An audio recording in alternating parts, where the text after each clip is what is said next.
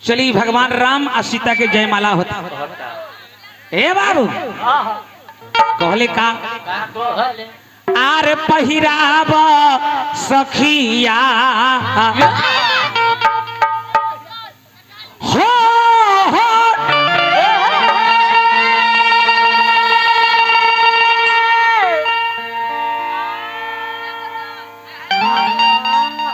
सखी रे तोहर दुल्हा कितना सुंदर मिलल बनी बहुत अच्छा अति सुंदर ये सुनो बाबूजी आर पहिनाव सखिया रे पहिनाव सखिया अपना राजा जी के महल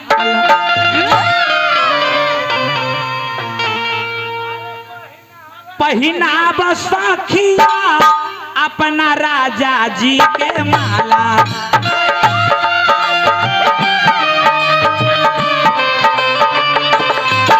पहिराव सखिया अपना राजा जी के माला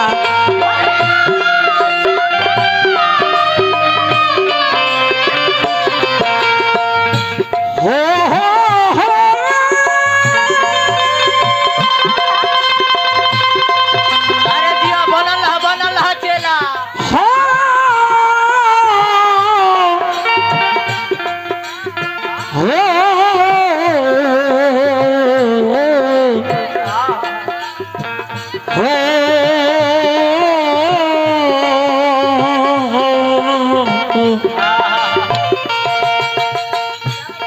पहिराबो सखिया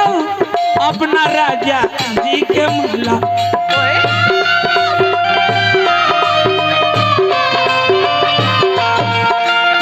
तू बारू गोरी गोरी दुल्हा बात काला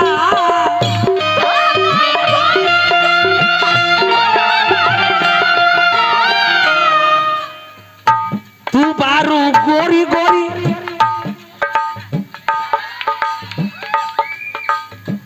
दुल्हा बात काला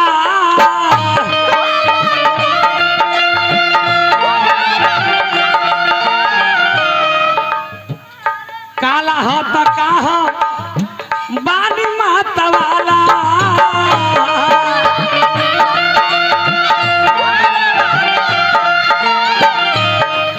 पहिरावा सखिया अपना राजा जी के महला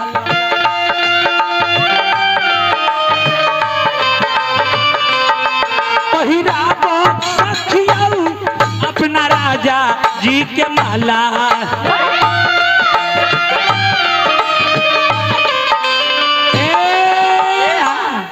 छटपटाल है इंडिया को ये खखनल खखन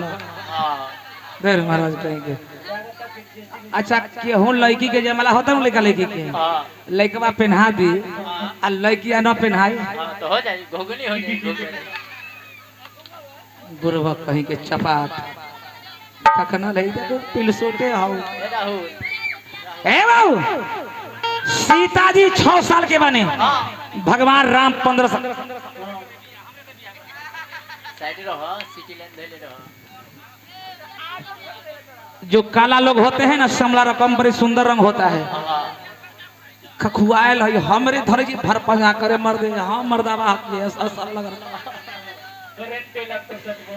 सीता जी 6 साल के रहने ई 14 साल के रहने राम के गला पर सीता के हाथे चुमत नहीं खे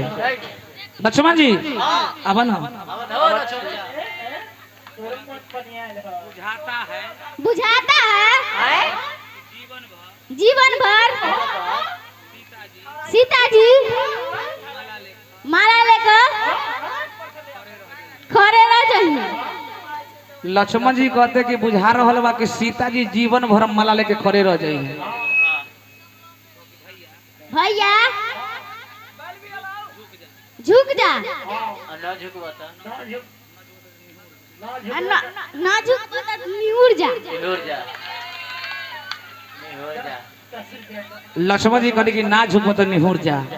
निहुरे के मतलब का भाई ओहे भेलै झुक जा न तो निहुर जा। हां गोर लागला नहीं होई का हम मर्द है ना नहीं हराम माँ बन जा छौरा मार की आदत तारा बता। ए बाबू ई छतरी है राम है हां ई झुकी ना एगो काम करो तू इनका चरण पर गिर ई गिरता को तोरा गोर पर तो निहोर का उठाइयो झुको ओहे कर तू माला डाल देबे के झुको झुको ना हो गिर हां उठा उठा उठा हां अरे जीव चेला हो गेलै अरे जियो हो गेलै बोल दे सियापति रामचंद्र की जय